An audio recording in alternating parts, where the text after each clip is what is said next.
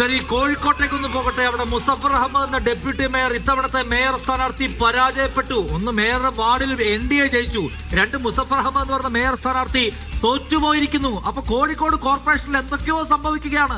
കോഴിക്കോട് കോർപ്പറേഷനിൽ മാത്രമല്ല, LDFന്റെ ഉരുക്കുകോട്ടകൾ പലയിടത്തും അവർ വിചാരിക്കാത്ത ഫലമുണ്ടാവുന്നു എന്ന് മാത്രമല്ല, പലതും കയ്യിൽ നിന്ന് പോകുന്നു. പ്രമുഖരാകെ അമ്പേറ്റ് വീഴുന്ന കാഴ്ചയാണ് ഇപ്പോൾ കാണുന്നത്. മുസഫർ അഹമ്മദ് ഒക്കെ തോക്കുക. എന്താണ് കേരളത്തിൽ സംഭവിക്കുന്നത്, എന്താണ് കോഴിക്കോട് സംഭവിക്കുന്നത്, അത് കാണേണ്ടത് തന്നെയാണ്. കോഴിക്കോട് എന്നുള്ള മുഹമ്മദ് അസ്ലമിനെ നമുക്ക് വേണം, അല്ലെങ്കിൽ ഷബീർ ഒമറിനെ വേണം. അസ്ലം, എന്താണ് കോഴിക്കോട് കോർപ്പറേഷനിൽ സംഭവിക്കുന്നത്? കോഴിക്കോട് കോർപ്പറേഷനിൽ അട്ടിമറികളുടെ തുടർച്ചയാണ് സംഭവിക്കുന്നത്. UDFന്റെ മേയർ സ്ഥാനാർത്ഥിക്ക് പിന്നാലെ LDFന്റെ മേയർ സ്ഥാനാർത്ഥി CP മുസഫർ അഹമ്മദ്, നിലവിലെ ഡെപ്യൂട്ടി മേയർ കോൺഗ്രസിന്റെ SK അബൂബക്കറിനോട് തോറ്റിരിക്കുന്നു.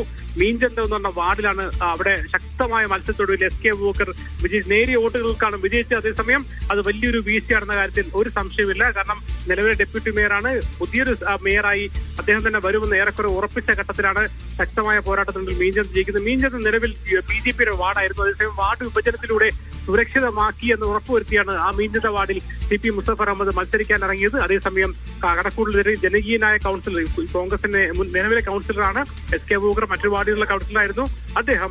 ആ ജനകീയത കൊണ്ട് തന്നെ ശക്തമായ മത്സരം കാഴ്ചവെച്ചുകൊണ്ട് CP മുസഫർ അഹമ്മദിനെ തോൽപ്പിച്ചിരിക്കുന്നു. LDFന്റെയും UDFന്റെയും മേയർ സ്ഥാനാർത്ഥികൾ കോഴിക്കോട് തോറ്റു എന്നുള്ളതാണ് ഏറ്റവും പുതിയ വാർത്ത.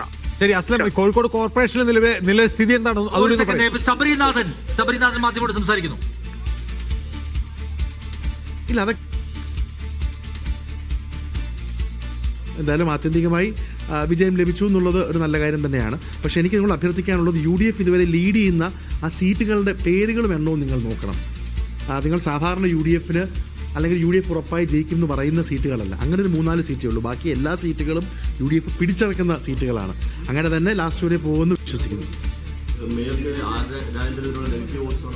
ഇല്ല, ഞാൻ ആരെ കുറിച്ച് പക്ഷേ ഇവിടെ LDF മാറണം എന്നുള്ള ഒരു വലിയ ആഗ്രഹം ജനങ്ങൾക്കുണ്ടായിരുന്നു കഴിഞ്ഞ 50 വർഷമായി. ഇവിടെ LDF മാറണം എന്നുള്ള ഒരു വലിയ ആഗ്രഹം ജനങ്ങൾക്കുണ്ടായിരുന്നു കഴിഞ്ഞ 50 വർഷമായി. പിന്നെ കൊച്ചി കോർപ്പറേഷൻ തിരിച്ചുപിടിച്ച് UDF എന്നുള്ളതാണ് ഏറ്റവും പ്രധാനപ്പെട്ട വാർത്ത. കാരണം കൊച്ചി കോർപ്പറേഷനിലെ തെരഞ്ഞെടുപ്പിന് മേൽനോട്ടം വഹിച്ചത് മറ്റാരുമല്ല, VD സതീശനാണ്.